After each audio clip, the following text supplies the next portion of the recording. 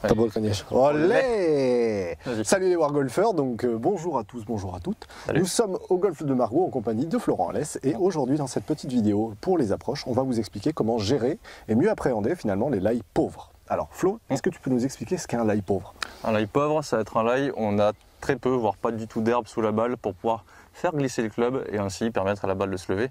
Malgré tout, il y a des solutions, on va vous en présenter deux, nos préférés chacun. C'est ça. Donc on a notre petit lail pauvre juste ici, on va positionner la balle là, je vais le montrer de plus près. Donc Chris, comme on peut le voir, alors, je vais enlever mon ombre. Alors là, effectivement, on est dans une zone où il n'y a pas d'herbe, donc là, pour faire glisser la balle, le club sous la balle, ça va être compliqué. En plus, le sol étant très dur, on risque, sur une approche normale, au final, de faire trop rebondir le club, de faire une top, une gratte peut-être pas parce que le sol est très sec, mais en tout cas de ne pas bien gérer sa distance. Ouais, et puis surtout dans cette situation où on a de l'eau derrière, c'est pas le moment de faire un topon. C'est ça. Donc là, on voit que tu as un bois. Oui. Explique-nous. Alors, j'aurais très bien pu le faire avec le putter, mais on le voit devant, c'est pas encore très propre, donc pour éviter qu'il y ait de faux rebonds, je vais essayer de faire en sorte que la balle puisse voler 1 ou 2 mètres et ensuite prendre sa roule normale. Voilà. Donc le fait de prendre le bois, ça va te permettre de faire les petits rebonds qui vont te permettre d'aller jusqu'au green et ensuite elle va rouler tranquille. Tout à fait. Donc dans les adaptations, bien évidemment, là je suis dans un coup, j'ai besoin de précision, donc ce que je vais faire, c'est que je vais prendre un grip très court. Okay. Voilà. Après dans l'action, en gros, je vais essayer de ça va s'apparenter un petit peu à un mouvement de putter. Donc mouvement avec les bras et avec les épaules, mais pas d'action de main. Très important. Parce que vu que c'est un bois, elle risque de partir beaucoup trop fort. Voilà. Et ensuite, en gros, je vais le doser tranquillement et juste la pousser par là-bas. Voilà. Ok. Et ça me paraît pas mal du tout. Dans le trou, allez. Calme-toi. Presque. Donc très simple. Easy. Donc un coup avec lequel on peut s'entraîner, c'est pas mal. Tiens, tout à fait. Je te passe la petite GoPro.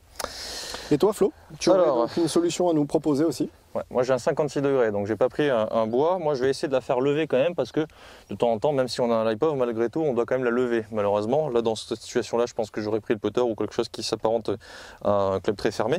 Cette fois-ci, on va dire qu'on a quand même besoin de la lever, donc j'ai pris mon 56. Le but, on l'a dit, c'est de ne pas de chercher le contact. Pour la lever, il faut forcément que je passe dessous. Or, j'ai très peu de place. Donc un peu comme toi, je vais faire comme si je la putais en fait.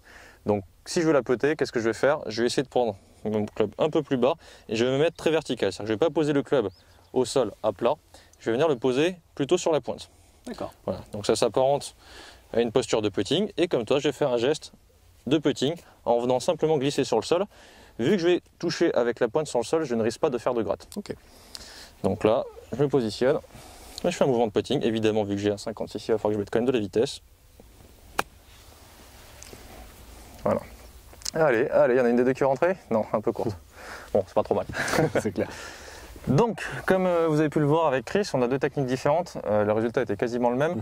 Le but dans l'ail pauvre, c'est de réussir à contacter la balle bien. Soit on prend un bois, et comme ça, les contacts, il est beaucoup plus facile et facilité. Soit on peut garder un fer, mais par contre, ça va être un peu plus complexe. Donc, pour pouvoir glisser sous la balle, on va simplement essayer de positionner son club un peu plus sur la pointe pour éviter de faire des grattes ou des mauvais contacts. Dans les deux cas, pas de poignée, très peu. Exact. Et puis évidemment de l'entraînement. Exactement. Donc vous voyez quelque chose à rajouter? Testez les deux. Ouais. Voyez un petit peu ce qui vous paraît le plus simple et vous pouvez par la suite essayer d'implémenter dans votre jeu. Et vous verrez sur le parcours, ça vous sortira de bien des galères.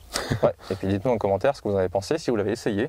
Et si vous aussi, vous avez des petites techniques bien à vous qui vous permettraient de vous sortir de situations comme celle-ci avec un lail pauvre. Exact.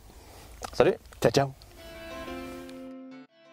Si vous aimez nos vidéos d'astuces et que vous n'avez toujours pas téléchargé l'application World of Golf, n'hésitez pas à le faire dès maintenant car toutes nos vidéos sont présentes à l'intérieur de l'application.